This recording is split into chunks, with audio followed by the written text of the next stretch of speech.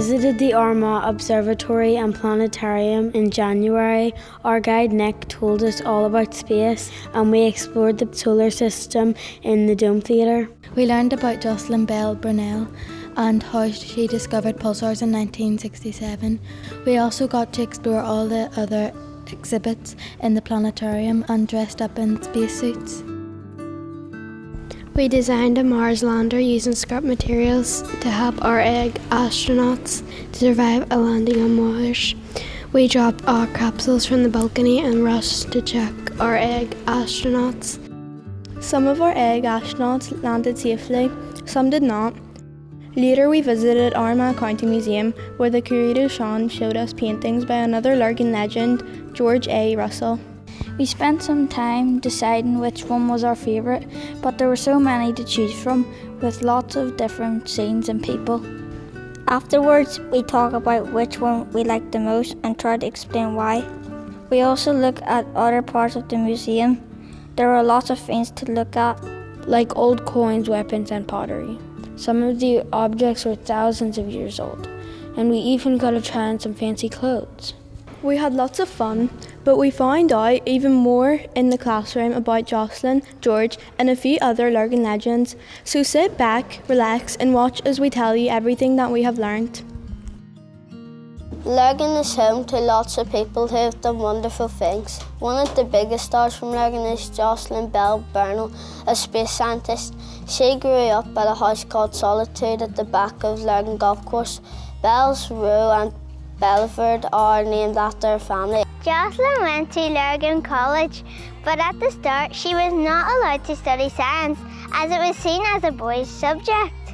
But Jocelyn and two other girls, with their parents' help, argued with the school and they were then allowed to study science. Did you also know Jocelyn's father, George Bell, was a famous architect who designed the Armagh Planetarium? Jocelyn went to the Armagh Observatory and Planetarium many times and her love of space grew. We also visited the planetarium and learned a lot about space. Jocelyn went to the University of Glasgow and the University of Cambridge where she studied how space works. At Cambridge she helped build a really big radio telescope. A radio telescope is used to detect radio waves which things like planets, stars and asteroids make in space. Jocelyn was the first person to use the telescope. One day she noticed that the telescope has picked up something strange. An object in space was producing a radio wave which blinked on and off. She called the wave the Little Green Men in case it was an alien trying to contact us. But it wasn't an alien. The radio wave was actually made by a pulsar neutron star. A pulsar is created when a normal star explodes into a supernova. A pulsar is a bit like a black hole which spins around really fast and spits out radio waves. Nothing like this has ever been found before. It is one of the most important discoveries in space history.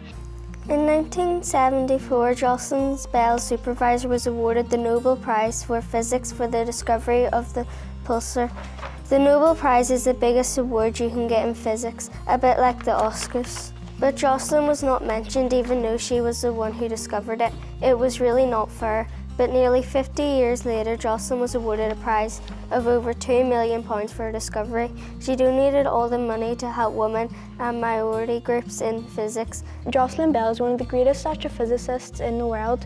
She is so respected she was put in charge of 2,500 astronomers that decided that Pluto was not a proper planet. You can even find her picture on a £50 note. She is really a Lurgan legend that is still discovering things even today. Another superstar from town is George A. Russell. He went to our school, Lurgan Model Integrated. George was born in a house in William Street next to the Osmond Centre. If you look up, you can see a blue plaque on the house he was born in. Blue plaques are put up to remember amazing people. There are 5 blue plaques in Lurgan, but there should be more. George and his family later moved to North Street. The house they lived in was where St Peter's GAA club is now. As a boy, George played with his sister in Lurgan Park behind the house. He loved the colours of the park, like yellow daffodils and blue purples of the dragonflies flying over the lake. Did you know that blue and purple were George's favourite colours? He used them in a lot of his paintings. You see a lot of George's paintings at Armagh Country Museum. Many of his paintings are children playing in the woods like he used to do with his sister in Lurgan Park. George also liked to go on holiday to Donegal to paint. One of his paintings even has sand on it from when he was painting on the beach. George was a supporter of equal rights for women, and many of his paintings have strong women in them. He had a big imagination. A lot of his paintings have fairies and magical things in them. He signed his paintings A from the first two letters of Aeon, an old word which means forever. But George wasn't just an artist, he was good at loads of things. He was a poet, a writer and a journalist. He also liked to support people. He saw the best in everyone. He helped people like James Joyce, Patrick Kavanagh and Frank O'Connor become great poets and writers. He even helped Pamela Travers create Mary Poppins. George Russell was well liked that when he died, thousands of people attended his funeral in Dublin in 1935. Today, the A.E. Russell Society runs events in Lurgan to celebrate and remember him. There's a statue of him in the Lurgan Town Hall. Russell Drive was also named in his honour. Dill Avenue is another street in Lurgan named after a famous son of the town, Sir John Greer Dill. He was born on Christmas Day in 1881. His father was a manager of the old Ulster Bank in Market Street. The family lived above the bank. Later the building was used for a clothes shop. The building was then demolished and replaced with a newer building that around £1 is now. If you look up, you can see a blue plaque remembering Sir John Greer Dill. When he grew up, he became a famous soldier. He fought in the First World War. He was very brave and won many medals. During the Second World War, he became a field marshal, the highest rank in the army. He was in charge of defending the country from a German invasion. But John Dill and the Prime Minister, Winston Churchill, did not like each other. They disagreed a lot. Churchill sent Dill to America to get him out of the way. John Dill's new job was to help make Britain and America bigger mates to make sure they could be one. The American President Franklin Roosevelt and the American generals all loved John Dill. John Dill's work helped create what is now called the special relationship between America and the United Kingdom. By working together, America and Britain helped win the war. Sir John Greer Dill died in 1944 before the war ended.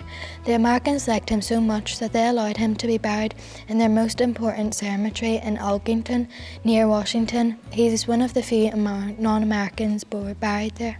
After the war ended, President Harry Truman unveiled a huge statue of Sir John Greer Dill on a horse to mark his grave. Not bad for the son of a bank manager. A new memorial remembering Sir John Greer Dill was unveiled by his family at the Lurgan War Memorial last year. It was a very special event. Another person with a blue plaque in Lurgan is Mollie McGeown. Mollie was born on a farm just outside Lurgan. She went to Lurgan College, where you can see her plaque. She was really intelligent. She studied medicine at Queen's University. She became famous for helping people with kidney problems. In 1958, Mollie was asked to set up the first kidney dialysis unit in Northern Ireland at Belfast City Hospital. A dialysis machine does the same thing as the kidney. It is used to help people whose kidneys don't work. Before Mollie set this unit, people had to travel to England 3 times a week for treatment. Later, thanks to Mollie and her team, really sick people could also get a kidney transplant in the hospital. In fact, Belfast City Hospital was the best place in the UK to get a kidney transplant because of Mollie's work. Mollie died in 2004, but her work has saved and improved the lives of countless people. On the 50th birthday of the National Health Service in 1998, she was named as one of the 50 women who contributed most to its success. Queen's University unveiled a portrait of Mollie in the Great Hall to celebrate her work. She was the first woman to be honoured in this way by Queen's. Mollie was also a supporter of the Northern Ireland Kidney Research Fund, which was set up by a former patient, Josie Kerr, and her husband, Walter of Warrenstown. Since 1971, the charity has raised millions of pounds for research into kidney treatment. We've also learned about other Lurgan legends such as Thomas McCabe, who helped stop the slave trade being set up in Belfast. Then there's Dr. Mary Philibin, a very kind lady whose research has helped many people recover from spinal injuries. Another doctor from the town whose work helped lots of people is James Deeney. He even has a blue plague. And there's Annie Patterson, a great musician and composer who was the first woman to receive a doctorate in music. What about James Logan, who helped us create the US state of Pennsylvania? Ike the Spider Weir, a featherweight boxer who once boxed 80 rounds with his bare hands, the longest ever world title boxing fight. Some say Wilbur Cush was the best footballer from the town, but others say it was Neil Lennon, but we are out of time.